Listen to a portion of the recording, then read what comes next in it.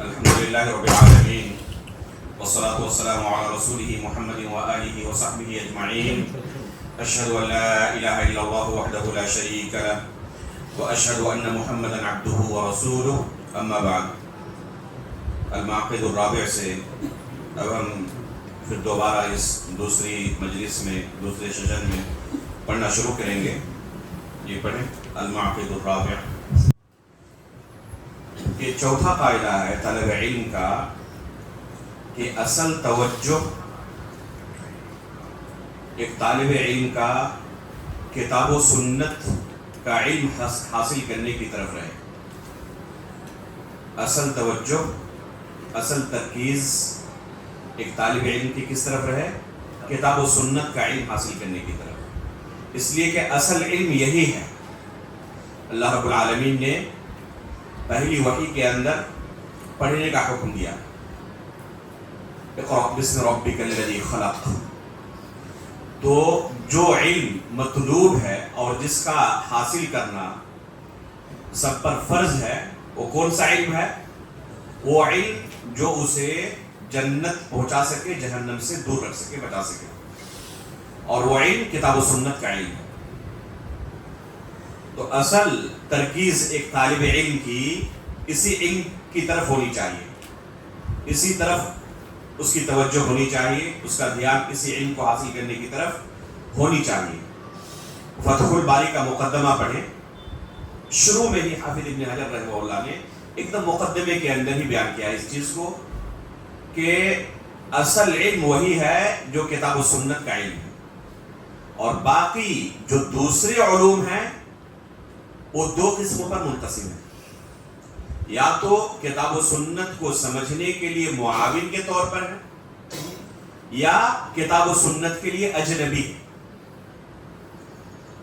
اگر معاون کے طور پر ہیں تو ان کا بھی حاصل کرنا ضروری ہے تاکہ کتاب و سنت کو سمجھ سکیں. اور اگر اجنبی ہیں تو ان کے اندر مشغول ہو کر اپنی عمر کو گویا کہ ایک شخص برباد کر رہا ہے. اتنا حاصل کرنا کافی ہے جس سے قوم کی اصلاح ہو سکے، قوم کے لیے کوئی خدمت کر سکے.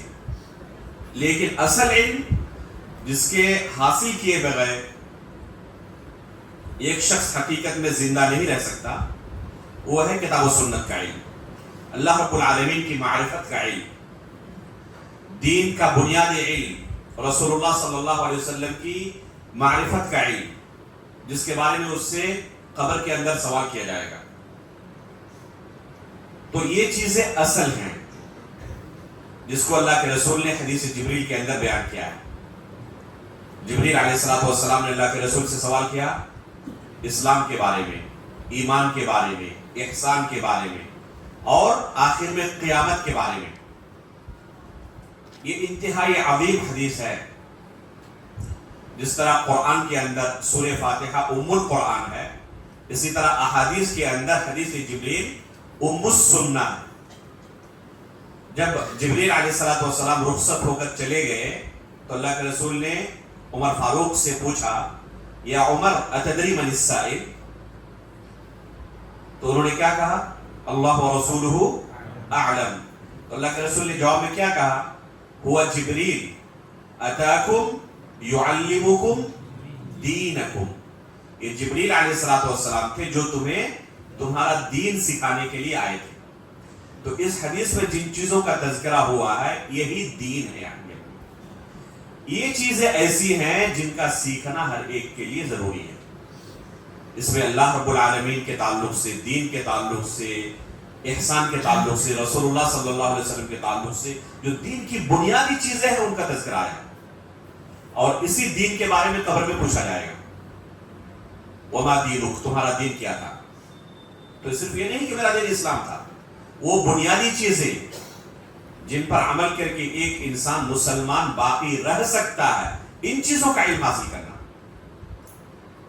تو اصل ترکیز ایک طالب علم کی اسی علم کو سیکھنے کی، اسی علم کے سیکھنے پر ہونی چاہیے. اصل توجہ اس کی اسی علم کی طرف ہونی چاہیے.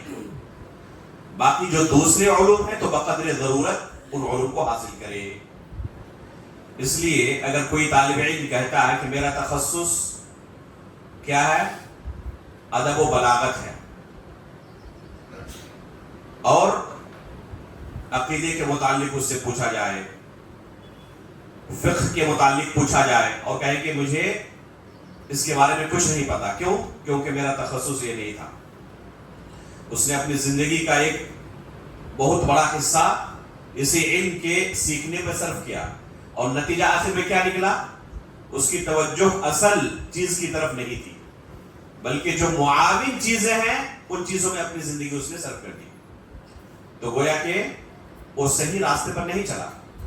یقیناً وہ بھی بہت اہم چیز ہے، لیکن جو اصل مقصد تھا اس علم کو حاصل کرنے کا، کیا تھا مقصد؟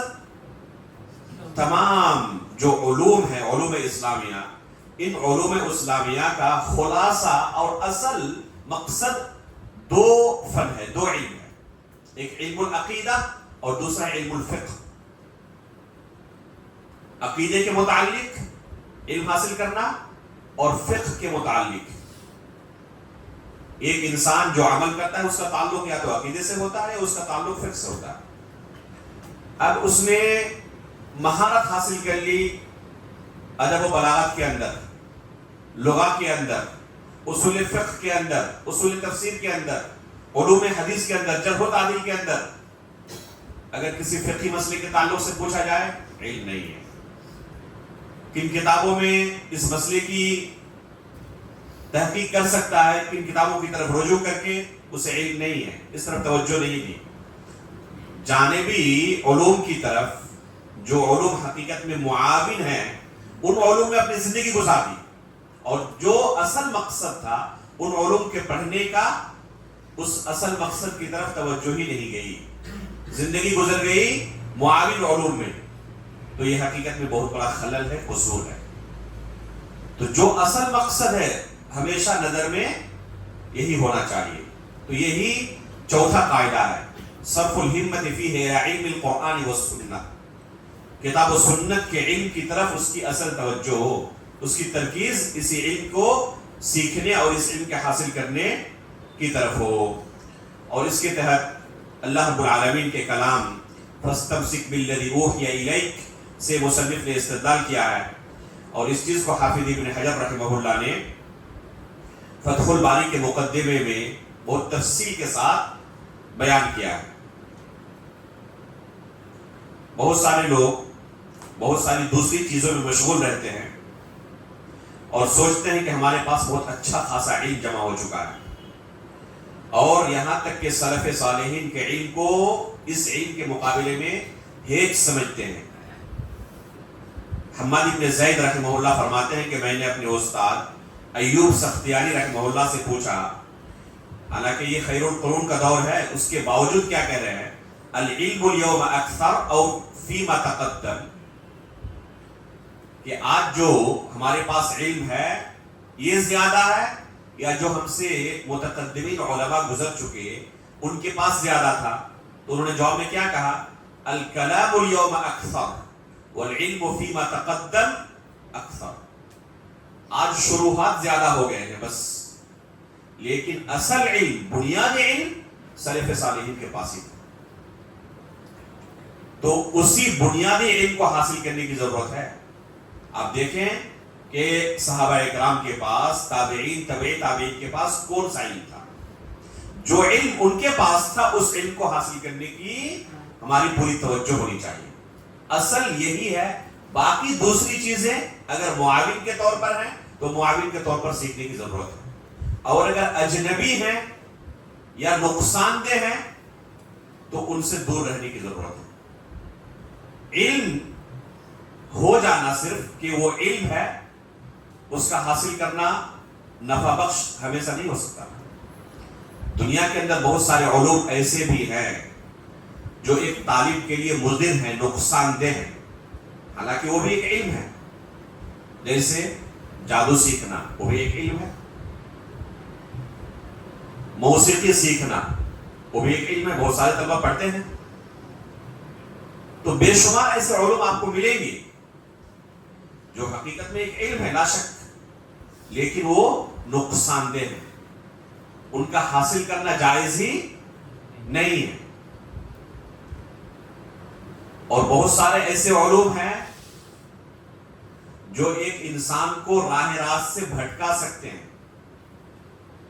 اس میں تمام چیزیں خالص نہیں ہیں، حق و باطل کو ملا کر پیش کیا گیا. جیسے کہ اہل بدعت کی کتابیں جس میں حق اور باطل دونوں خلط ملط ہے، ملاوٹ ہے حق کے ساتھ باطل کی. تو ان علوم سے اپنے آپ کو بچانے کی ضرورت ہے. اس طرح کی کتابوں سے اپنے آپ کو بچانے کی ضرورت ہے، دور رکھنے کی ضرورت ہے. اصل ترکیز ہماری اس علم کو حاصل کرنے کی ہونی چاہیے جو صحابہ اکرام کے پاس علم تھا، جو تابعین کے پاس علم تھا، تبع تابعین کے پاس علم تھا. اس علم کو حاصل کرنے پر اصل توجہ ہماری ہونی چاہیے. تو یہ صرف نہیں کہ ہم پڑھ رہے ہیں، یہ بھی جاننے کی ضرورت ہے کہ کیا پڑھ رہے ہیں.